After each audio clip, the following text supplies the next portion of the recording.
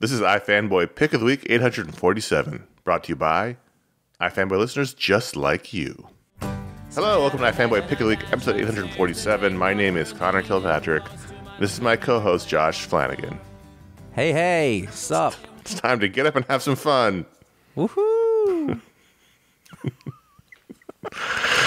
You've known me for how many years? I mean, like a long time. Yeah. I've never been a woohoo person. You're a club guy. You're a guy who likes to go to the club. I like to take a balloon and tie it around my head. I'm half shirts. Glow sticks. Nipple painting. Yeah. I just want to clarify for the conspiracy theorists out there, we're not joking about this, having fun on the show. We just had a very deep conversation about life right before the podcast, so we are now having to pivot. We're pivoting to more lighter fare. So it was like, get it all out. Everything's awful, and then like a systematic deconstruction of how everything is awful and how it happened and how there's no way out. And then we're like, fuck it, let's do the show. So this is the other part. Yeah, exactly. So here we go. Now it's time. This is the glow sticks and MDMA part of our week. So we are a lot of people know those as like real things in their lives, and I know them as punchlines. Exactly. We are a fanboy, and every week we read a bunch of comics. One of us, by the way, the bunch of comics part, where are all the comics? Well, I have a bone to pick with you, pal. All right, well, let me get through the script part, and we can get to that. We'll talk about those books, talk about the other books from the week, the patron pick, the listener mail if we have time, and here's your spoiler warning. This is a review show. Exercise some caution. This week, Josh had the pick, and so here's the bone. So 2 weeks ago was the fifth week, and it was a tiny week. Last week was still pretty small. This week, I thought I had 11. I ended up with 13 books, which is still a small week for me. I usually have 10 more. Mm-hmm. So I've had 3 sub 15 books, which is sort of my like dividing line between like a small and like a medium week. You said to me, small week's only 11 books. And that put a thing in my mind, hey, man, don't worry about it. It's cool. And then Tuesday, Wednesday comes along, and I didn't make a list this week. Because, in fact, when you say there's not a lot of books, I'm like, I don't need to worry about it too much. And I get the Marvel DC books, and there was like 6 or 7. It wasn't too many. Mm-hmm. And then I start adding it up. Like Wednesday night, I start adding it up. And I went somewhere Wednesday night. So I lost Wednesday night. Mm-hmm. And then I was like, wait a minute. All the other publishers... Like, the ratio was way off. Normally, it's like Marvel and DC are 2/3, and then everybody else is like a third. And it was reversed this week. And I kept finding new books I had to get. And then there was 2 books that I had missed this last issue of. So I ended up with like 19 books. Well, there's 2 books. That's your fault. You did this to me like 2 weeks ago, too. It happened again, and I'm not listening to you anymore. That's what I learned. What you need to do is just look at the list on Monday. Then you'll know if I'm telling the truth or not. I know. But you're a very regimented person, and I'm not. I am bad at time management, personal time management. I like to plan my week and know what's coming. I know you do. Anyway, what's the pick of the week? The pick of the week is Captain Marvel number 175. Get a glow stick and calm down. Is that the secret? Yes. Glow sticks? If you had more glow sticks in your life. Do you ever think about how toxic the ingredients in glow sticks are? Like that somewhere in the ocean is just like 1 billion tons of glow sticks that are never going anywhere. This conversation was better suited for before the show. I know. That's where I go. See, that show Josh. And I don't think about that. I just think about the glow. Sad liberal Josh. Captain Marvel 175. Yeah, this is one of those picks where I got back and I enjoyed my books. I had to read a lot of them, but for the most part, it did not feel like a slog. Even the ones like when you're like, oh, I missed this, I had to add this later. I did. I enjoyed my books, but it was not a standout kind of week. But what I did remember is while I was reading Captain Marvel this week, I just thought, we're at the 41st issue of this run, and it's great.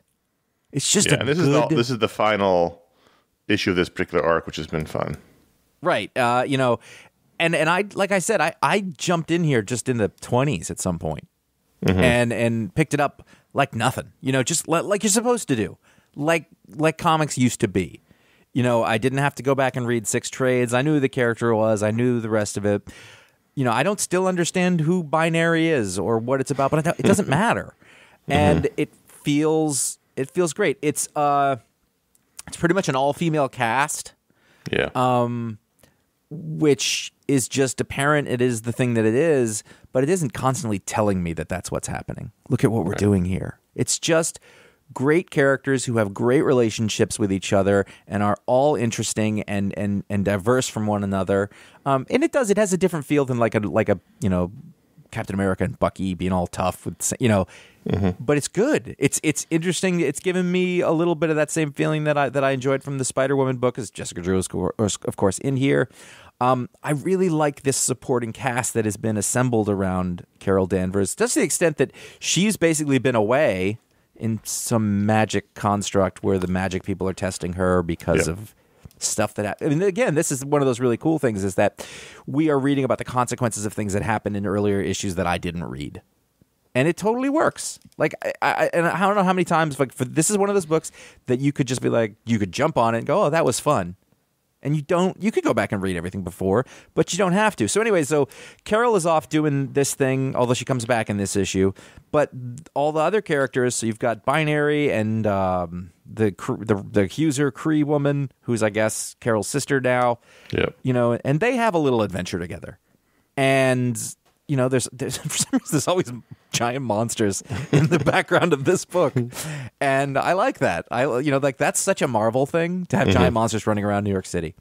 Then at the same time, you have this sort of little council of magic elders, and it's a little silly because they basically put Carol on trial. But who is there is Agatha Harkness, who is always sort of a gray character, except in the MCU where she's the lovely Catherine Hahn. She's more gray in MCU than she is. She's usually...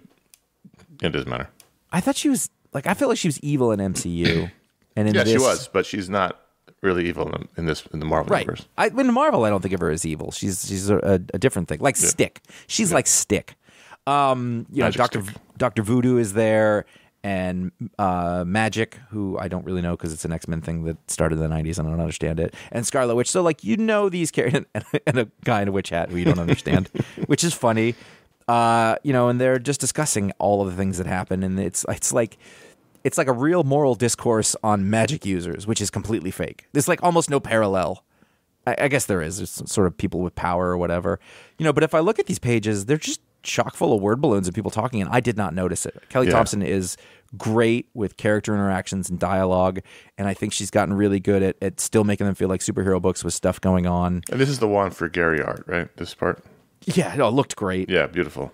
I just, in a very short order, I think I find myself enjoying being with these characters and liking their relationships with each other. And you want them all to get back together and go on an adventure together. And at the end of it, Binary's like, I gotta go. And you're like, but don't go. And that's how they feel.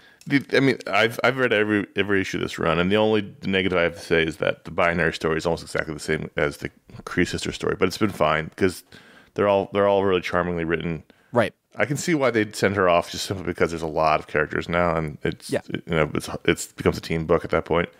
I'm not excited about the next issue being an Axe tie-in because I'm not reading any of those books, but.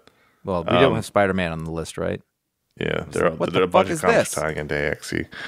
I enjoyed Hazmat's bit where she's in the middle of eating a taco, very dangerously eating a taco, by the way. Not really prepared if any of those ingredients fall out. But... Well, hold on, though. Well, yeah, I see what you're... Because here's why.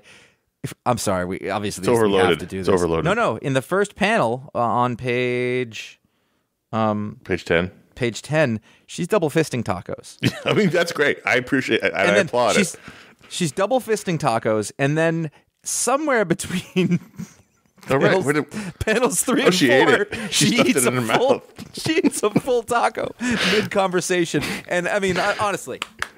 You can see her cheeks are bulging out. She's sort of licking her fingertips in the fifth panel. So she stuffed an entire taco in her mouth during this conversation with. And the way of the taco hold, it's a big taco too. They're not small. Yeah, no, they are.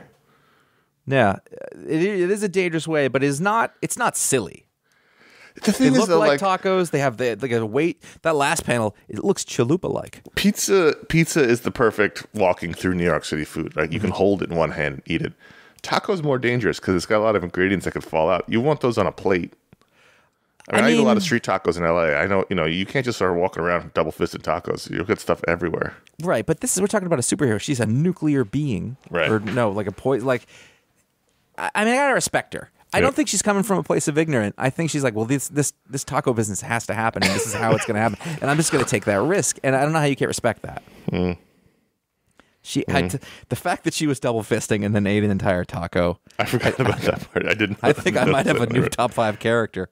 And then they brought her along, and she was not needed at all. She's like, well, I was eating tacos. I could have been still eating tacos when you called me.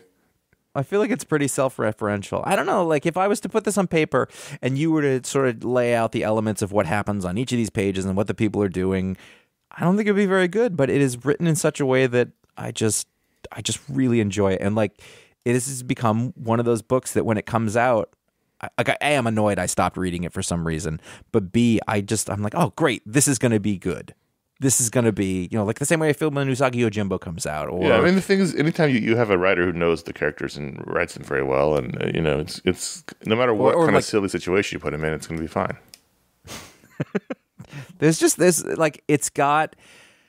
I'm looking at page 9, and it's after they just see that Carol has come back, and Jess is pulling her cheeks to see if it's really her, and it's very charmingly drawn, and it's like, it's just... I don't know, like it's light and heavy at all the same time, and it's. I hope it keeps going for a while. I hope that this little AXE thing just is a blip, and then we can keep going. Yeah, well, yeah, it's just a time issue. I mean, I guess I'll read it. I don't know. I guess I've read all the other. I'll probably read it. What the heck, it could be some moments in it. But Alvaro Lopez has been drawn a lot of these issues. Is a terrific, Marvel superhero artist. Does great character work, does great action, and then the Juan Frigeri magic stuff I've just been in love with. I mean, this arc, even though this arc I've had minor problems with, it's been a lot of fun, and the art's been terrific, and Scarlet Witch has been great in these acting as Carol's defense attorney in this magic trial. I don't remember why she's under the magic trial, but because she killed the Enchantress's son. Oh right, Ova. That was a great arc. Right, I think I read the very end of that, actually. Yeah. I think that's when I came on. And Enchantress has brought her up for magic charges because she time traveled and killed her son. You're not supposed to kill a magic person, or do you, like, whatever it is. And then at the end, like, Carol's, these 5 people, 6 people, whatever. And at the end, Carol sort of shows Enchantress, like, what happened and why she was wrong or whatever, but Enchantress can't get over herself because those people are like, I'll see you again. But I think it was a good cap. It closed the door on this thing, but it didn't solve the problem entirely. It didn't just shuffle it away. We'll deal with, like we got to here, we'll deal with the other part of when it comes. It gives them something to do later. I do want to point out, and this is probably your pick of the week moment for me. This is when I was like, oh, this is great. And I didn't send you this page because I wanted to be able to talk about it. Page 6. Mm-hmm. They are outside of wherever they were eating sandwiches. A lot of eating in this book. I like that. And the accuser lady is trying to beat up Binary because she's got Carol's face and she thinks it's wrong. And you've got Jess. This is one of my favorite little things is they have just fought zombies, I believe, or green goo zombies that Enchantress created. And you've got Jess holding her one arm back and hanging off her. And I love the scale of that and that kind of move because it's funny but also very physical. And then what happens, it's just 3 panels. In the second panel, you see the Godzilla go by. And by the way, it's Godzilla. There's no it's Godzilla, this is Godzilla. Yeah. It walked by in the background, and you don't even notice it. Right. And then as the third panel, they do notice it because it shoots out flame. It's just a great little 3-panel sequence. Yeah. I think it's really beautiful. And if you're looking in that first panel, you got the dead bodies around. In the foreground, in the right corner, there's like a hand of a guy who's lying on the floor. It's just really nice. Yeah, it's a good page. That to me feels like that's the kind of page I like because you don't notice the monster in the background in the second panel until you see it do a thing and they recognize it. They have a Hellboy moment. Ah, crap. It's a good issue. It was a strong issue of a book that makes me happy, and I was happy to have it. Yeah. There's your pick. Good job. Did you read Trve Kvlt number 2? No, I didn't read it. You read the first one? No. Okay, I thought you did. I'm sorry. No, you read it. I didn't read it. There was just a little edge there. No, I'm just saying you talked about the show. I hadn't read it, and that's fine. I found the first issue to be pretty enjoyable, but also really intriguing because The one thing it does have going for it is that I've never read a comic book like this. There's a guy, and he's a long-term employee of the Burger Lord chain. Oh, right. I remember this. Yes. And he gets stuck in this job, and he comes up with this brilliant plan that he is going to very efficiently and effectively rob all the stores in the nearby strip mall during his break. Right. And escape scot-free, except something goes wrong. And he almost made it work. He's like really smart. It's like a Clerks kind of thing. Mm-hmm. Clerks 1. Apparently there are other movies after it, but that's like Jaws. Every time they dip back in, it kills the idea. The dream is dead. The dream is over. What have you done? The dream of the 90s is dead.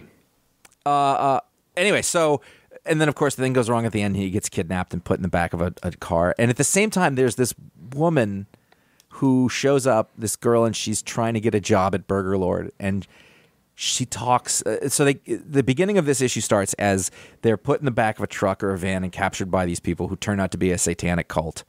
And they had something stolen from them inadvertently in his robberies. Mm-hmm. And the entire time, many of the pages are black with only word balloons. And it's the girl talking about her experiences and questions about working in this fast food establishment at great length and detail. And it sounds like it would be, tedious, but it's really funny. She's like, so how often do you change the grease traps? Because I find that if you change the grease traps this way, listen, are your shake machines broken every day or every other day? Because that's always a thing, and they never, it goes on and on and on. And either they're very good at thinking up things, or there's some sort of experience. They talk to somebody because it is really... it is really authentic and on point, and it's very funny. And then at the same time, you've got the dialogue of the guy who's trying to figure out what's going on, and then the cultists who are taking him somewhere and won't tell them anything. I have no idea. You read a book and I know what this is. I have no idea what this book is. There is so far no supernatural of any kind. The cultists seem to be crazy people.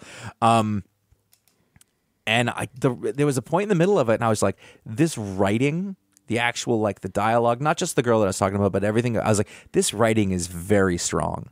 This is not, I don't know Scott Bryan Wilson, I don't know who he is, but the actual text, the prose of the thing, just really sung. And the art was fine. It some pages are fine, and other pages are not quite there. IDW. Yeah, there you go. That's why. Yeah, no, I get that, but we're going to talk about that on the next book.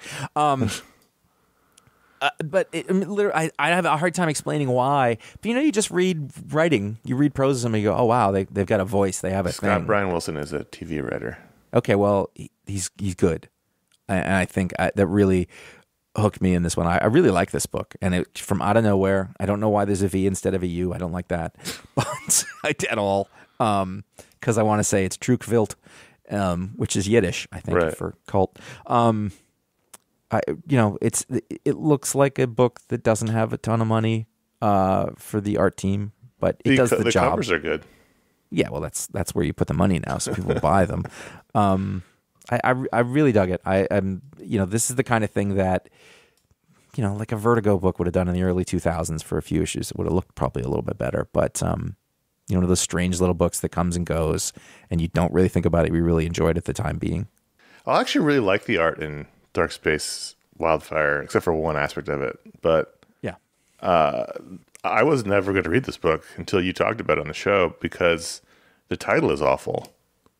And Scott Snyder... If you just lose Dark Spaces and you call it Wildfire, then... Dark Spaces Wildfire. I think Dark Spaces is supposed to be like his imprint, or like the Joe Hill. It's not a good title because when you got a guy who's known for horror, you call a book Dark Spaces Wildfire. I'm assuming it's a horror book, whereas this is just at this point, just a pure crime story. Mm-hmm. So I would never have read this, but you talked about it. I was like, oh shit, that sounds awesome. So I read one, last week, and I read 2 and 3 this week, and this is great. This is one of the best things that Scott Snyder's written in a long time. Yeah. This is really compelling. It's the story of these 5 firefighters in California who are, people, you talked about this before, people may not know that a lot of the wildfires being fought in California are fought by convicts. Yeah. Which is a whole other issue we don't have time to get into. But here we got these 5 women from the women's prison who are this firefighting unit, and one of them has realizes that her old boss's house is near the fire, and he's this asshole billionaire who's got tons of crypto and servers there, so they're going to go steal, with a thumb drive, steal billions of dollars of his crypto during the fire. And at this point, they're in the house, and inevitably, there's something goes wrong. They discover a body that he's got a dead woman wrapped up in plastic in his wine cellar, and then everything starts going wrong pretty rapidly after that. Very fast. fast. It's great, It is really good. I think I'm with you. This isn't going to be a criticism. It's just you said that. The thing I have a little trouble with is I don't know. I have having a hard time telling the characters apart, and the book very much assumes that we know them and can tell them apart. Yes, this issue, even though I read all 3 issues in like 2 weeks, I kept thinking one of the women was a man. There's a woman with the brown curly hair who is continually drawn with very male characteristics. Well, they all had like hash all over themselves, and it looks like stubble. Yeah, I don't know if that's on purpose or not, but there was one point where, it's page 24 on your digital reader, and it's like, who is that? Because it looks like a dude. But it does. Yeah. But and then then page 27, same thing. I was like, is there a guy in the crew? And I had to go back to the first issue and reread everyone's bio. I was like, no, that's not a guy. I think it's because it looks like facial hair. I mean, that's got a lot to do with it. It's not too many characters, but they're going so fast. Like, the themes are really strong. Like, Scott will lay his themes out very clearly. What it is that he wants to talk about, and like the metaphor here is very clear. But all the characters are interesting. It's just that when they talk or when I see them, I can't remember who's who. And another reason for that is that the coloring is the coloring is thematic. So the coloring is supposed to help you know who they are, I think, because the one girl has blue and the other is green, and but I don't know that that's working. I think it's a really good attempt. I don't think it's executed. I don't think it's working exactly right. It's a really interesting book, though. If you were to give me this and tell me that this is Scott Snyder, I would be surprised. But now that I know it is Scott Snyder, I'm not surprised. You know what I mean? Yeah. It's definitely him, but it's getting away from the stuff that he's done. And I think you're right about the Dark Spaces thing. I didn't really think about it in that way. When I saw it, I was like, oh, I don't know, horror book. And then you talked about it, I was like, whoa, it's a crime heist book? Yeah. And then at the end, there's a big cliffhanger. And, the whole thing was he started out saying, there were 5 bodies discovered at this house. So now it's like, who's, and there's 5 firefighters. So you're wondering, are they all going to die?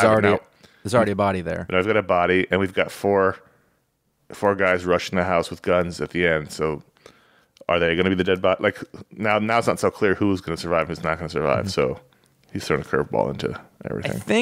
I think that the other thing about the art is, and it doesn't look like Marvel DC mainstream art. It's a different kind of thing going on here, and it's maybe a little unpolished, but the layouts are extremely ambitious, and I think that they are overdoing the stylism in a place where they need more clarity. I think that they're taking bites. The meals bigger than their stomachs. I think the storytelling needs to be simplified more. And I wonder if that's a script thing or if that's an artist thing. I don't know. I'm guessing it's an artist thing, and they went with it because it looks cool as shit. Like, the layouts look great, but when you read it, I don't know that it translates well. I think it'd be like if you recorded a song and put in way too many tracks. It's just like, pull those down, and let us have the thing, because there's something really good here, but it's a little bit of work. Yeah, but this is fun. This is also IDW.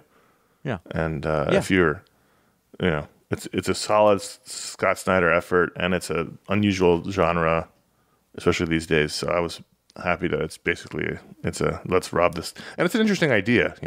Yes, it's not a new idea. What I mean is, like, put a heist in the middle of a high stakes environment. Like I watched some terrible movie about a heist during a hurricane. Like, you pick a natural disaster and stick a heist in it. It's not a new idea, but it's a prescient one right now. That with most of the West being on fire, and Right, and the metaphor is very strong. Yeah, it's a good one. I think it was in the last issue, though. There was a really cool bit where they break into the house, and the treasure, the thing there is a giant like mainframe server, like a bunch of computers, and it's like, there it is, and you stick your thumb drive into it, and then 45 minutes later the money will be on that. Yeah, and that's just a fun little turn on things. It's a whole new world. Yerp. But they got to be careful because their thumb drive could be like $10 million, and then the next day not. They got to get that. They got to cash that shit out. Midnight Suns, SUNS, number 1, from Ethan Sachs and Luigi Zagaria. Colors by Antonio Fabella, and that's a very Italian backline. And Joe Sabino there on letters. I didn't know what it was. It looked like another dumb cover with a title that didn't mean anything, but I saw Ethan Sachs, and I was like, oh, I'll grab that. And it was pretty high up there in the Patron Pick voting, but it was not the Patron Pick. But I actually enjoyed it quite a lot because it was the Strange Academy characters, and I like them. Mm-hmm. Did you read it? No, I didn't. What's the pitch for the book?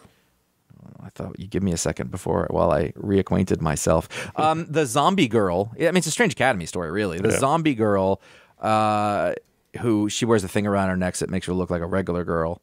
Yes. And obviously she's got some issues with that. She sort of has a blackout moment where she sees, it's almost the same thing that happened in Strange Academy, that she is at the center of an apocalyptic event. And then she wakes up, and everybody else, all the other magic users, saw the same vision. Okay. So they saw her being part of the end of the world, and it wasn't the people at the school all realized, oh crap, we saw it too. Mm-hmm. So Zelda and Nico and Dr. Voodoo and Blade was there teaching a class. And Agatha Harkness saw it, and Clea saw it, and Dr. Doom saw it. So he shows up at the end, and the idea is that they need to protect the girl because all the other magic users have to stop this thing that's happening. So it's kind of what they did, because Doyle was supposed to be the guy who brought about the end of the world in the other book. Or was it the girl? One of them. His girlfriend. Yeah, well, yeah, the last volume ended with it being the normie was the bad guy. Right. Yeah. And then Wolverine is sucked in there for some reason. He's all, the whole time, his magic is terrible. Why am I here? It's just fun. Is Ethan Sachs? He does a good comic book yarn. I wonder why they're doing this. I don't know, because it's like Strange Academy plus. I think he had a really good handle on the characters, though. It didn't feel terribly different from the people that Scotty Young wrote. Mm-hmm. Art's okay. I think there's bits of it where at the end the backgrounds like kind of disappear and suffer. They're just all against like blank walls. It was fun though. It was a trifle. It was a little moment with characters who were fun, and then Doom shows up. Like it's just good old superheroes. The magic people, and Well, Midnight Suns was a team before, I'm pretty sure. I think so. So this team is what? Wolverine, Magic Blade, Spirit Rider, and Nico from Runaways. Yeah. And they're I'm not super interested in that concept, but I'm not against I wouldn't even put a hard sell on it. But if you had read this because it was the Patron Pick, you'd have been like, yeah, it was pretty good. Yeah, I'm sure. You'd have given it 3.5. Mm-hmm. As a little thing that happens on the side. 3.5 glow sticks. That's not a good cover. No, it's not. That might have hurt it too. Yeah. No, that's possible. I mean, it's like, why is Wolverine there? I was like, well, it's clear why Wolverine's there. But I still don't know, like, does Wolverine really move units anymore? Right, that's what I was going to say. Is it, I mean, there was a time and place where you put Wolverine on the cover and they sold 20,000 more copies, but I don't know if that's the thing anymore. What's funny is that Nico in this is drawn as being, like, ghostly pale, like Harley Quinn, and I was like, I don't think she was like that. She's gothy, isn't she? Yeah, but not like, she's not, like, dead white. But in this, she is. She looks like she's got clown makeup all over her. On the cover, she just looks like a human. I don't remember. Was she a teacher at the school? In Scotty's book? I don't think so. I don't remember that. I don't remember her being there. I don't know why she's there. Because she's definitely like acting like she was part of the staff. Yeah, so it was fun. I enjoyed it. I wasn't gonna read it, and then I saw it was Ethan Sachs, and I was like, he's written a lot of books I like. I don't know. He didn't really he didn't move up in the what. It's like Jed McKay took the place that I thought he was going to. Right. And they decided not to take both of them, but I find them to be similar in their approach. So I didn't read Maskerade. Maskerade number 1 was another book that was we had this week. We'll get to it. We had 5 books that were in the running for Patron Pick. It was a 5-book race. It was all very close. So this Maskerade was one of them, but I did not read it. It's Kevin Smith, and all the baggage that's attended with that. I mean, to me, it was interesting because of that. Like, that made me want to sort of see what it was. And then this is going to be fun. There's some fun names in this one, by the way. Kevin Smith and Andy McElfresh wrote it. He's a TV writer from what I could. And then the art is by John Sprengelmeyer. It's like an 80s villain. Got to be fake names. It's like an 80s college movie villain. Sprengelmeyer. This is how do I think the pitch of it is not super strong. There's a city that I guess is like Gotham. It was supposed to be the big city on the hill, and now it's not. They call it the Trench, I think is the city. Trenton was supposed to be the next San Francisco, but they call it the Trench, and there's a crime alley. And there's a girl, and she's an influencer. And then there's a disgraced news reporter who was fired from his job because he was sleeping with the boss's wife, who was the other one. And then he thinks that everything that the influencer does is stupid, but she has a big new show. But then bad people are getting killed by vigilantes on the street at the same time. It's weird. It's halfway kind of interesting and halfway very childish. Like they're pretty upfront about like the sex and stuff that's going on in the book, which I don't know, for some reason it feels out of place in a lot of comics. Like, it's normal stuff you would see in places, but I don't know. It feels like standards on what you do with this stuff changes all over the place, and it just felt a little off. I'm not going to tell you it was bad. I'm not going to tell you it was good. I'm not sure what it is. There's something here that's interesting, but there's other parts of it that make me not want to read this at all. And the art was the same way. Like, there's certain pages where I was like, I do not like this. And there's other stuff where I thought it worked really well. I don't know what to make of this. I don't know if I'm going to read more, but at least I can tell you it was kind of interesting. I can't sit here and tell you like, oh, this was a piece of shit, but I can't tell you it was great. And that little conflict is interesting. That's Kevin Smith in a nutshell, isn't it? Kind of. And to me, it is really interesting. Like, we were big fans of the thing that he did for a long time and then just went on a complete reversal. But I also don't think he's doing anything different than he's ever done. No. It's just, like, our sensibilities moved on in a way that his didn't. And I can't fault him for that. No, I don't fault him. He's got a giant house in the hills. I don't even mean that. Like, just as like living your artist life and doing the thing you're going, like, he made it work. That movie he put on his credit card worked out for him, and he got this life. But I don't know that his work is compelling to me as it would have been or should have been. But I don't know what this is. I think I'm going to read the next one just so I can see if I can figure it out. A Righteous Thirst for Vengeance 11. This has been one of the oddest books that Rick Remender has done. I thought last issue was the last issue. And so this came out. I was like, wait, what? And then this issue is actually the last issue. This is a Grand iFanboy tradition. But Andre Lima Araujo is the artist. And here we've got a time jump 10 years later. And the Steve Bannon character has been arrested for something. And he is in a federal penitentiary in Pennsylvania that's sort of like minimum security clubhouse. It's the country club prison that you hear about. Prison. There's a pool. There's tennis courts. There's soccer. There's a woman who comes every Tuesday to give him a blowjob. There's good drugs, and he watches movies. Like, it's not that bad. And then, the kid who was the kid in the previous 10 issues is now an adult, and he shows up as a guard in the prison and kills him. It was very much an epilogue issue from the whole. I just don't know that I understand this whole story. I enjoyed the run. Yeah.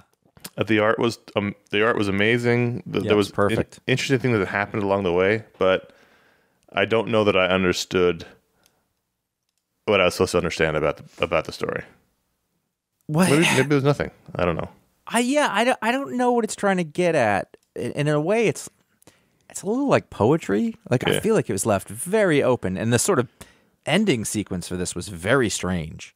Yeah. There were 3 pages of no dialogue. Well, this whole book has been very un-Rick in terms of dialogue. Yeah. So, like, 1, there's 2, 3, 4, 5. The final 5 pages includes 3 word balloons. Yeah. And I'm not sure what they were usually trying to say. I don't know who the guy in the car was. I don't remember from the beginning. I remember the beginning, Benedict Wong, his mother was in the hospital. Yeah, it was all and very then confusing. There were people chasing him, but he was also a killer for hire. He was either a killer for hire or mistaken for one. Like, it was all very confusing. And then he ended up, I don't remember the middle part at all. He ended up with the boy. He lived in that boy. camp for a while. There was a camp in the woods. And then the guy came and they killed the guy. They killed the bad guy, the blonde man. Yeah. Kind of lost it after that, and then they were living a life together, and it was... How did that last one, 10, end? Did Benedict Wong die? Yes. Okay, right. And so this is he gets the... Revenge. He gets the revenge here, and it seems like in the end, everything's fucking beautiful. He smiles, he waves his hand out the window, we see a bird, a blue jay singing in a tree. He does that thing that people, where you wave, you do the wave as the car's driving with the wind. You feel the air go over your hand. I don't know. I don't know about this book. I enjoyed reading it. I don't know that I got it, but it was an experience that was enjoyable. Right, and that's what you have to ask yourself. Like, what did he? Maybe it's on purpose. Maybe he's deconstructing a narrative, and it's not so much about what the story is, but like how you feel. Like he's the book's about vengeance. It's in the title, and there's these tone poems in comic book form on vengeance. I don't know. Like at the end, though, the kid gets vengeance, and he is happy. Like the vengeance is the satisfaction that he needed to find joy. It's very strange, but I don't know what to make of it, but I did enjoy it. I read every one of them. I did. I mean, I like it as an experiment, like Rick doing something very different. I like that. Over in Daredevil number 641, I know that we've talked about this a lot, and It's 651. Okay. Listen, they put a bunch of numbers on there. I get it. I appreciate you, fingers. Going for it, though. Sure. Or number 3, if you want to go that way. Actually, you know what my problem here with 651 is? I can barely see this. That's what's happening there. Uh-oh. Yeah, it's finally bad. Happening. Oh, yeah. There's a little bit in this where Matt is meeting with Cole, who is the cop who's been around since the beginning of this. Maybe even before. Was he in Mark Waid's run? No. He showed up in Chip's run. Okay, that's fine. I like their relationship and where that character has developed into. And Matt's on his crusade, and he's super arch and serious. Like, there's no fun about him at all right now. Mm-hmm. And at first, my instinct is to not like it. But as I sort of kept going through this issue, I was like, I am super intrigued. I'm really interested. And, the art is good. It's not Chichetto, but there's really beautiful stuff where he's leaping around through the city, and it's raining because it's Daredevil. There's a bit where he talks to Luke Cage. Luke Cage goes to see the storm winds, the evil rich people from the last one, who we thought we were done with. Yeah. And you're like, this is interesting. And then everything that happened after that was super interesting. Well, now that I remember what happened, I'm not surprised this is on the rundown. So, so Matt's whole thing is he and Elektra are going to take over the Hand.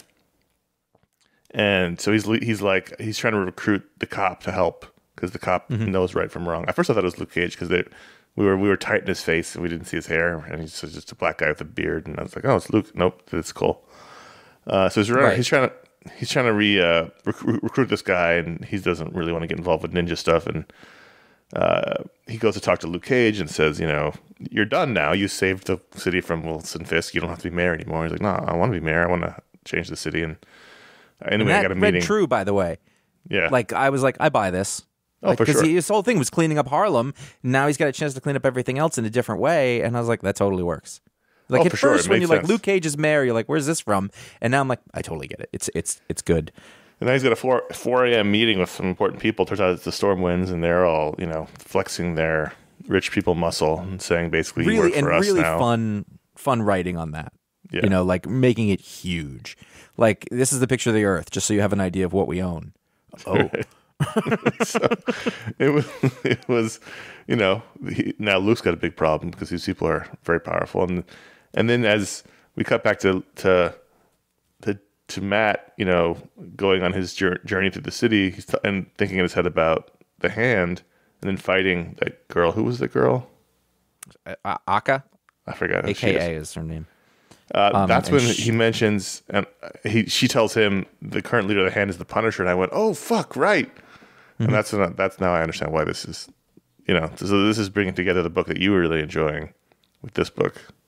Yeah, I just went, God, I really like that, and you know, I might have it could have had a shot at pick of the week for much the same reason that Captain Marvel was.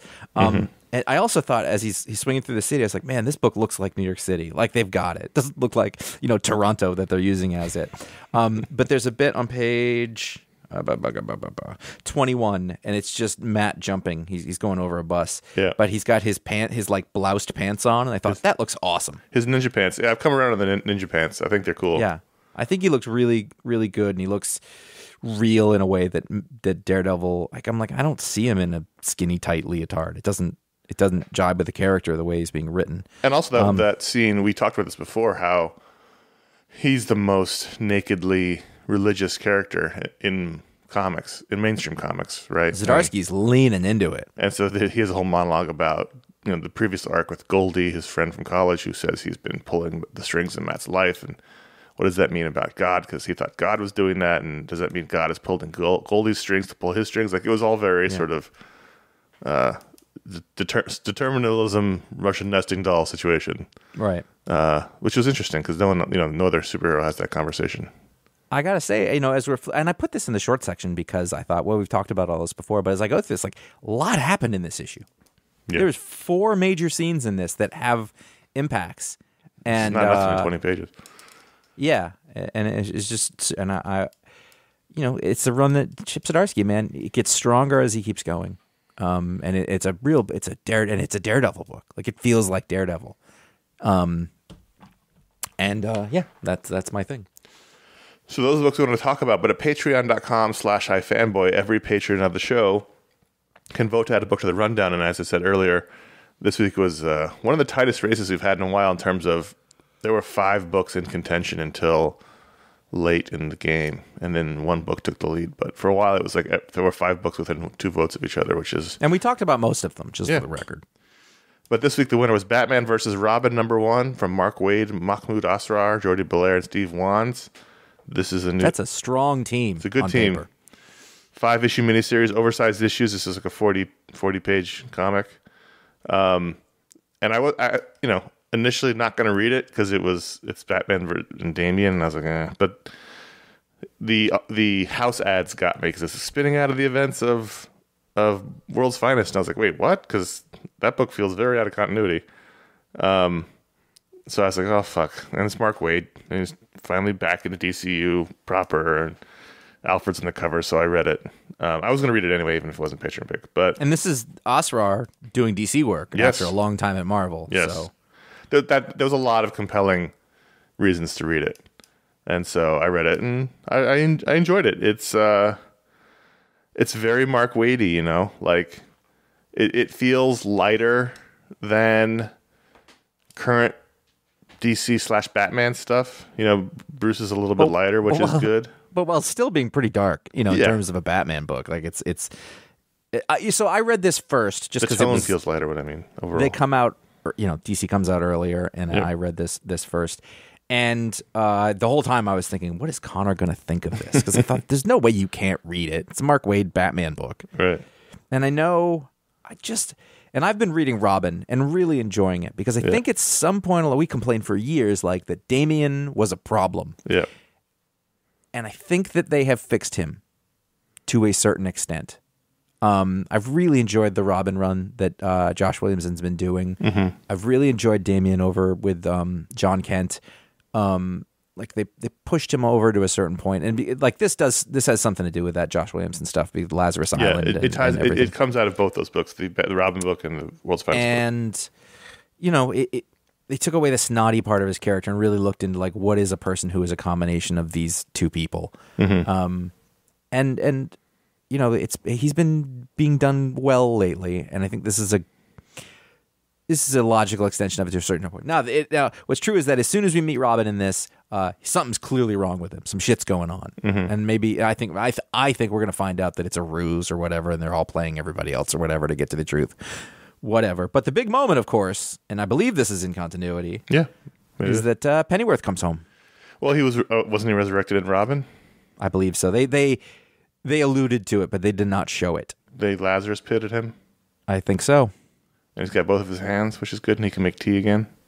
Yeah, I mean, what I liked the best about this issue was that it didn't get too deep into that.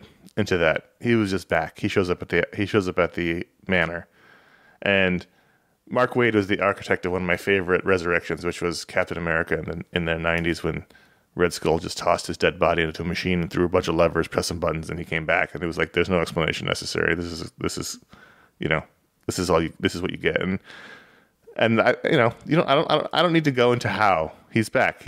They threw his body in the Lazarus pit or whatever. He shouldn't happened. have been gone. Right. Yeah. That was a mistake. That was a 5G mistake. That shouldn't have happened. But he's back, and that's important because Batman's really been lacking for not having Alfred as a character in the book. Yeah. He's unmoored to a certain extent. I think it's important to note, by the way, that when he's back, he's got his full tuxedo on. Well, yeah. Now, I don't know where he picked that up along the way. You know, it's raining out. He's been traveling. It's not the best choice, but it is what you expect to see. Well, you know how Batman's got like stuff stashed all over the city? I assume the same as Alfred has tuxedos all over the world. Do you think that his tuxedos are like high tech in any way? Like they look like normal tuxedos, but are they like bulletproof? Or they should be. Probably not, but you're right. They should be. I think Damian is okay if they turn him into a full-fledged sort of gray villain character and not Robin. If he stops being Robin, I'm okay with it. As long as he's Robin, then I've got a problem. No matter what. He's going to be Robin. Well, I'll never accept him as a character. Then he's a terrible Robin. But if they move him off into being, you know, this other character, then that's fine. But he's an awful Robin. I mean, he's a different Robin. You wouldn't want him to be the same Robin because you already have that Robin. And I think in any way, like he's gonna be Batman. Like if you follow this story, I don't mean like in continuity or in the stories. I'm sure there will be, but like if you follow out the logic of this story, he becomes Batman after Bruce Wayne. There's no way that's not the end of that story if you're writing that story. So this involves a lot of magic users because the tie-in to the World's Finest book is that demon they were fighting in the first arc. Nezra? What was that name? Whatever. Nezra. And so all the magic users are in trouble. You've got Robin has teamed up with the kid who runs the Justice Society genie. Oh right, yeah. And Joaquin and Tim Hunter, who you don't expect to see in a Batman book. From the Sandman universe. They all attack Batman in the cave, and then later on we see Zatanna and other people, and Constantine and Swamp Thing are all messed up because all magic users have been attacked by this demon Nezra. So, you know, normally I wouldn't be into a magic story like this, but it's such a strange Batman story that it works. And the Mahmoud Asrar art was terrific. Oh, he's fantastic, and he's getting better all the time. You know, the fight that happens, they find their way into the Batcave and they have the fight there, you know, and the genie resurrects the dinosaur and they ride I was like, all right, that is what's supposed to happen in the magic fight in the Batcave. Right. You know, ride that dinosaur around, and the Robin costume from the case attacks Batman, even though it has hands, so I guess that works. Yeah. I know, just cool. All the costumes attack him. His dad's costume and his old Batman costume. Oh yeah, all those from the cases. You know, when you show up, it's funny that you said this was long because clearly it is as I flipped through it, but I did not notice as I was reading it. No. You know, they go to see Zatanna, and like that, what they do with her is scary and awesome and interesting. Like, are you dead? Well, I'm not dead and I'm not alive. And she's hanging and her head's over, and it's scary. And you go back to a really awful fight that they had, and I enjoyed it. It's not. I wouldn't. You're right. Like on paper, the team looks great, but the story, you know, the title is what it is: Batman versus Robin. but there's going to be a twist on that, obviously, at some point. Yeah, and Batman is separated from his stuff, so he lays out. He's got like I liked that a batarang. He's got like lockpicks, one rope. Like he's all he's got left for this. He's got a Swiss Army knife, some gas pellets and explosives, 2 batarangs, rope, 5 of them. Yeah, and so that's it. Him and Alfred. That's all they got to fight this battle. And it was, Mark Waid is. This is where he's. He can write anywhere, but. Yep. He's been gone from DC for so long. It feels like a breath of fresh air doing this.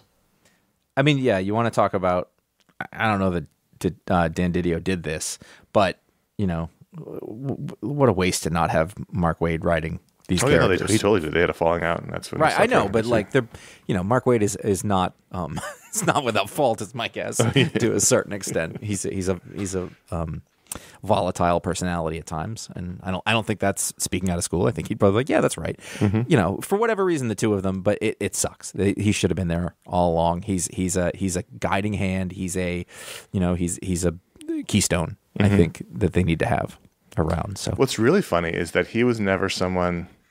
And I know we need to move on, but he's never someone you never really associated with Batman. He certainly wrote Batman, but he wasn't like a Batman guy. He was more of a Superman guy. But now here you've got him writing 2 books, and both of them are Batman. So it's interesting. Mm-hmm. Ratings on Batman versus Robin, number 1. Ratings. Solid 4. Yeah. I'm going to go 4.2. Oh, wow. 4.2. Did it accomplish what it set out to do? Yes, totally. What was its? I think it achieved its intention. With the thing and took advantage of all the skilled folks working on it. You'll be reading the whole issue, absolutely. The whole mini. Yeah, that'd be fun. So, what do the patrons get? If you're a patron at patreon.com/iFanboy, in addition to voting on the rundown, if you give it the $5 or higher level, you get a superpower live on the show, which is one of our favorite things to do. And this week, Josh is doing it. Who's Gary? Your son, Gary. Who's this Gary fellow you're always mentioning? If you know what that is, you're old as balls. Gary, our patron this week, remembers old movies. No, he creates backups. He creates backups of everything at all times so that things can be up. Everything is backed up. All the where'd you find that? I'm not sure, but I've got the backup over here. He's unlimited supply of backups. Only one. He's got but you could do a backup of backup, I guess. But he creates backups. It's a very useful person to have around. Is it just of files or is it anything? It's anything. So I lost my the means to reproduce a thing. Like he doesn't like say that Batman's giant dinosaur goes missing. He doesn't have another dinosaur back there, but he has the means to bring him back and have a backup. I think it'd be funny if you ripped your favorite shirt and just he reaches behind his back and pulls out another one.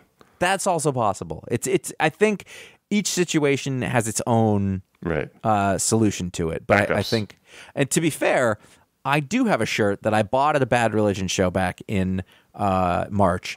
And I was walking around the other day, and I was like, I feel like there's a thread on me, and I couldn't find it. And I looked, and I got home, and I lifted my arm up, and the whole armpit had split. Not because I'm fat, but because I'm swole. No, it just ripped. And I would like to have a backup of that shirt. Cheap merchandise. You know what? I've had other Bad Religion. I got concert shirts that last forever. I think you pay $40 for those goddamn things. It should last. The shirt is not the problem when I no longer wear it. So Gary backs anything up, which is a very useful power. Sure. Patreon.com/iFanboy. You can get your superpower live on the show like Gary. Thanks for being a patron. Let's do a quick email from Karl. He says, on DC Universe Infinite, I'm reading and enjoying the Human Target series you've been reviewing.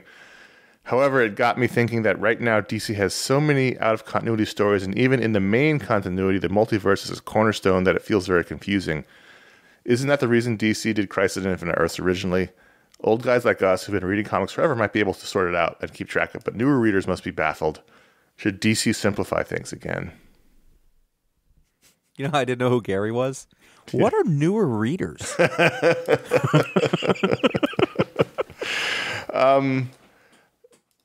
It's sort of the Warner Brothers / DC corporate mandate, the multiverse. It's a company wide thing, and I'm not refuting. I'm just explaining. It's a company wide mandate that extends to the films and the TV shows as well as the comics. So it's kind of their ethos right now is the multiverse, because that allows them to have a Joaquin Phoenix Joker movie and also a different kind of Joker in a Batman movie, and et cetera, et cetera. Whereas before they were very sort of regimented about that stuff. So on the one hand, it's kind of nice that they're being flexible now, because they used to be really unflexible as a company. But I don't know. I mean, you're not wrong. There is a lot of out of continuity stuff, but I actually just tend to think about that as like, that's how comics are now. At the time when Marvel split everything that they did into miniseries and they renumbered everything that happened, everything became disjointed. I mean, literally, that number is a metaphor, for like, we're breaking this all up into modular pieces. And I think you're right. Like, you wouldn't be able to keep track of it. But then I would ask the question, like, why do you need to? For the most part. And it leads to confusing moments for sure. Like in a story, in comic books specifically, the moment is going to be at the last page when the villain is shown and steps out of it. You're like, wait, who is this? What happened? What is the backstory that plays into this? But a good comic book writer should be able to set all that stuff up. I kind of like it. Well, yeah, I mean, I don't dislike it. It is, when you have ostensibly a shared universe, you kind of need to know what the rules are just to get your footing. And DC has been really bad about that in the last few years in terms of, we've talked about it a lot on the show. There's being the bedrock of DC is being uncertain because of, they rebooted with the New 52 11 years ago, and then they've tried several times since then to sort of make sense of that because it didn't really go the way they I guess planned. And then now the idea is sort of like anything goes, and that makes it hard for readers who like the shared universe, but also comics have always had out of continuity stuff. Not just DC, that's the no prize. Everybody. That's where it came from. They couldn't keep track of it, and that's the magic button, Right, but even and DC especially, Dark Knight Returns was out of continuity. Like, there's always been things that they've done. That's you're right. DC has definitely been. I mean, they had Elseworlds, which is the word we use for everything else, and it's just there's more of that now.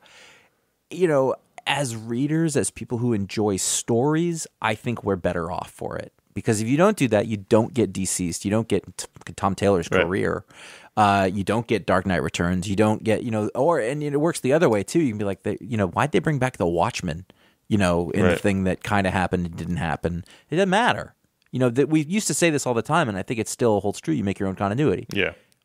And that's what you have to do, because nothing makes sense and nothing matters. We put that on a shirt, and I think we lost it as a central tenet of the show, but it's important to remember. Yeah. When I started reading comics as a kid regularly, it was the 80s, and it was post-crisis when it was like a regular thing for me to read comics.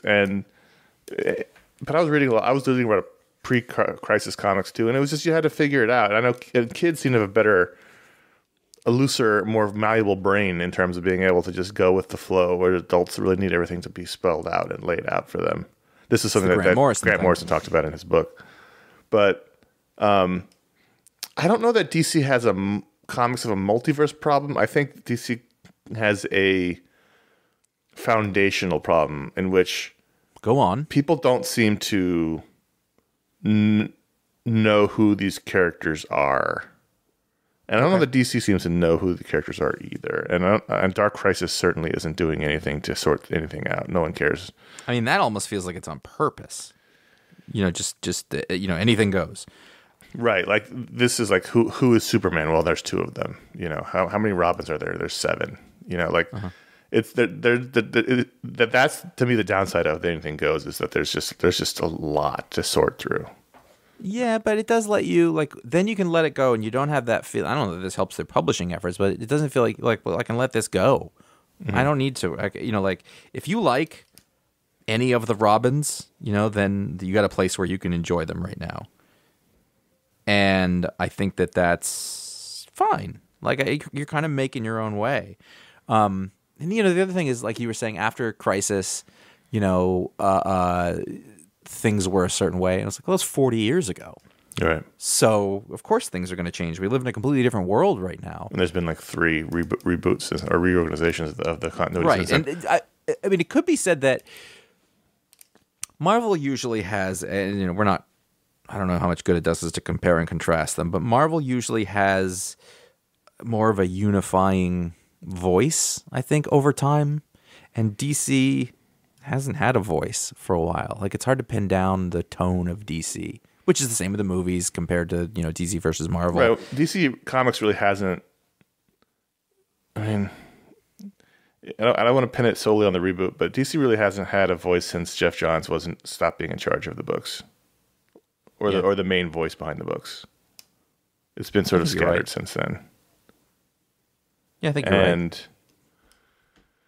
I don't have a problem. I don't think there's a multiverse problem. I mean, even Marvel's embracing the multiverse in their storytelling. It's not. I don't think multiverse is an issue. I think it's you can do whatever you want when the foundation is strong, when you know where the stories and characters are coming from. Then you can sort of run off in any direction as long as you have a base of these are the characters, this is their history, these are their relationships.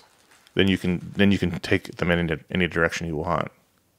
I mean, I think we need to accept that the idea of continuity as we understood it as people who read comics in the 80s and 90s, it's over to a certain extent. Like, you have to be much more flexible about how you approach these because that's the world we're in now. It's just different now.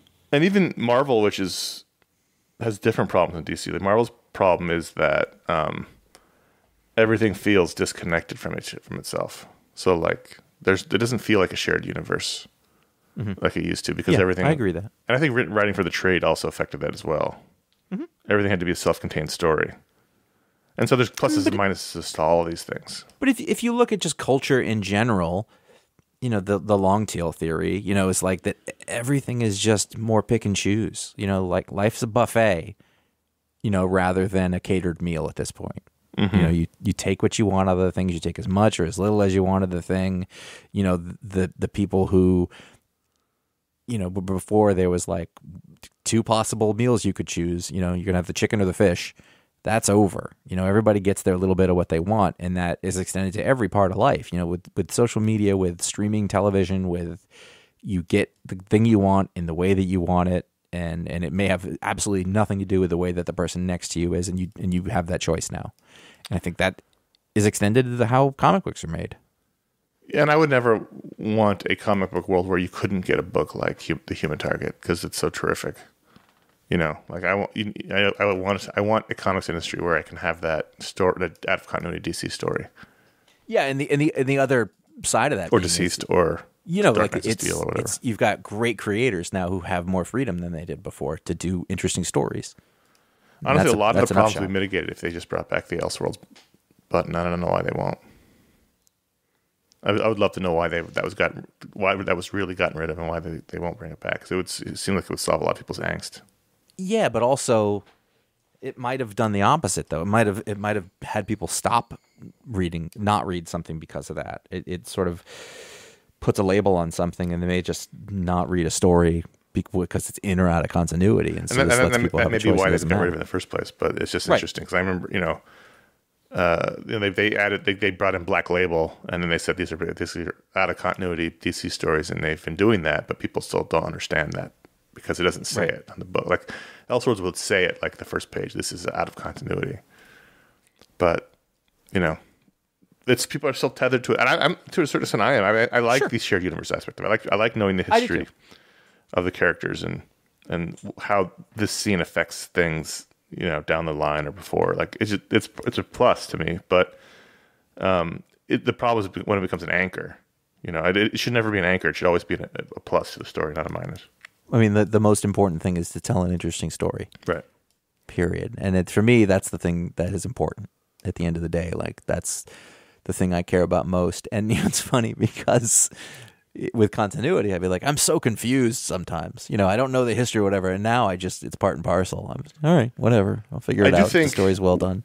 What Karl says, I mean, there is some truth to should DC simplify. And the problem DC's had, and I think the reason why they're in so much of a mess they're in is because when they rebooted in 2011, they didn't go far. They didn't actually, they partially rebooted. And so they They tried to have their cake and eat it too. They tried to reboot everyone, make them younger and simplify, but then they wanted to continually reference things that happened in the past. And it didn't work within the framework they created. It was like, wait, how is Bruce Wayne 30 but has had 7 Robins and Crisis still happened and Barbara still got shot like by the Joker? Like, it didn't make any sense. And now you've got a convoluted framework for the universe in which they tried to make everything simple, but they tried to keep everything at the same time, and that was really the original sin of the reboot in 2011, and that's what they haven't really fixed since then. And I've been reading Dark Crisis only to just keep an eye on what's happening in the. Do you have any idea what's happening? I pretty much, if Captain Carrot shows up, I'm out. I don't. It's so ineffectual. It leaves my brain immediately. Like, I don't know what's happening. It's not even that I have a problem with Captain Carrot, but he's a symbol that I'm not going to understand what happens next. Captain Carrot's there. Oh, I got nothing. I'm out. He's just in the background. It doesn't matter. He's like it's the grim hand of death for me understanding a story. Like, if you read a story and the Grim Reaper is standing behind you, you're like, okay, I know what's going to happen. These people are going to die. Mm-hmm. When Captain Carrot shows up, I'm not going to be able to keep track of it. So, I think DC does. I think DC does need to figure out what it wants to be and make steps to get there. Whereas it's trying to be everything in continuity doesn't work, which has nothing to do with out of continuity stories, which are great and should never go away. I would say it's very likely that problem is going to persist until DC as a company knows what it is. You're talking about like an editorial strategy, and I think right now all of that stuff is in so much flux, from the top down. Warner Brothers is in flux. They're not going to be able to stick on something because I don't think anybody knows if they're going to be there in a year. And that's been like that for 5 years. Yeah. It's a conundrum, Karl. It's a conundrum. Contact at iFanboy.com is how Karl wrote in. Thanks for writing in to get his email on the show. Real quick, patreon.com/iFanboy. That's where people support the show. iFanboy.threadless.com is where you buy t-shirts. And actually, there's a sale going on right now. So if you're listening to the show as it comes out, if you enter code TAKE15, TAKE15 at checkout, you get 15% off your order. That is until 9/19. So like I said, it's expiring like basically Monday after the show is released. So if you listen to the show early and you want to buy a t-shirt, you can 15% off your order right now with code TAKE15 at iFanboy.threadless.com. iFanboy.com/support is our PayPal tip jar. iFanboy.com/Amazon is our Booksplode books, and our general shopping link, and bookshop.org is who we partnered with for some links. You'll find those on the website as well. So those are all the ways you can help us. We're long, so I'm flying through this part, but those are all the ways that we keep the lights on, pay the bills, and all the bills have gone up like everybody else's bills this year. I was just doing we're increasing everyone's Patreons by 30%. Just doing the books a couple days ago. You're going to see that on your next bill. Oh. So let's quickly talk about what's true. Coming, and let's get out of here. So last time we mentioned the Media Splode was coming. We actually had to push it a week for dumb reasons. So this week, you're going to get the Media Splode, in which we review the Poseidon Adventure from 1972. This is our Old Men and Old Movies feature. So we'll hear about that classic disaster film. And then next week... But wait, there's more. We're going to have a special edition, and you're going to be saying what and why, but both of those questions will be answered on the show. Josh and I are going to be discussing Moonfall versus Geostorm special edition. We've only done a few of these out of nowhere special editions in our history of this iFanboy, but this is one of them, and we'll explain on the show. But this week, the Poseidon Adventure, Media Splode. Next week, special edition Moonfall versus Geostorm. And that's going to be in lieu of this month's Talksplode. If you've been following Josh's social media, you know he's got a lot on his plate, and he can't focus on producing the Media Talksplode, which is a very time-intensive thing. And we can do stuff that's fun. And It was like, hey, you want to do this? Yeah. Is there any reason not to? No. Awesome. And it was totally worth it, even if it was just for us. That's right. So then next month, there will be a Booksplode. We'll be talking about Cosmic Odyssey from Jim Starlin and Mike Mignola. And then Pick Week 850 will be happening live, like we do with our live shows. So if you want to watch us record Pick Week 850, the 3-hour extravaganza, that'll be happening live Friday, October 7th, around 6 p.m. Pacific, 9 p.m. Eastern. We haven't actually scheduled it yet amongst ourselves, but that's usually when we do it. If you want to get your email on the show, it's an all-email show. You can email us at contact@ifanboy.com and put 850 in the subject line, and people have been doing that. Thank you. As I said last week, the earlier you get in, the better, because we tend to put the emails in the show chronologically. We move them around a little bit if there's thematic things you can move, but for the most part, they're chronological. So if you want to get your email on the show, the best thing to do is get it in early. And look forward to doing that and seeing you all there in the chat room. And then we mentioned this last week, but we'll mention it one last time. Me and Josh and Ryan all participated in the Great American Pop Culture Quiz Show up against each other. It was a head-to-head matchup between the three of us.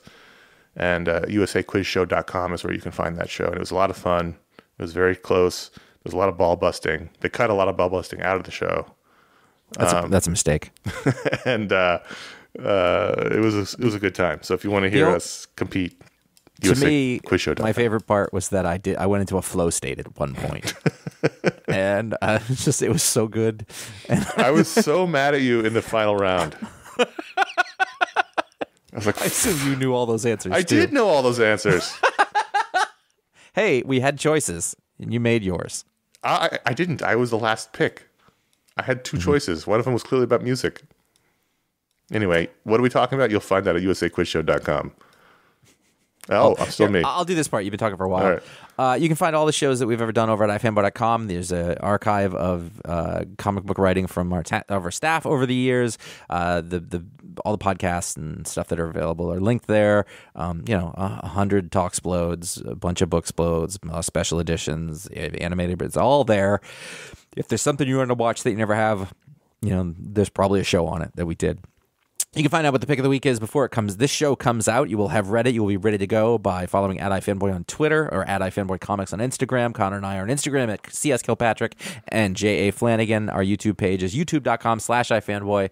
All the videos are up. Did those new ones get uploaded? The two haven't gone up yet. Okay. I just haven't had time. That's fine. In the last week. I need to do it because this guy's holding them for us on his server. I just need to download them. Okay. Damien from Poland, I'm going to do that very soon, and I'll let you know.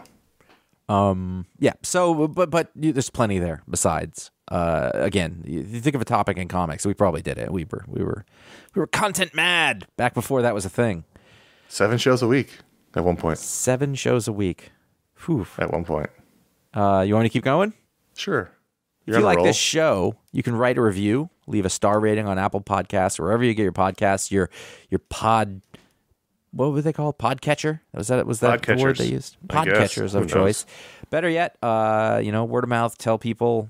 Social media is probably going to be how you do that. But if you do it in the flesh, if you do it in person, if you do an analog recommendation, that's rad too. We like that. You can be our street team, our marketing arm, our not PR. We'll handle our own PR.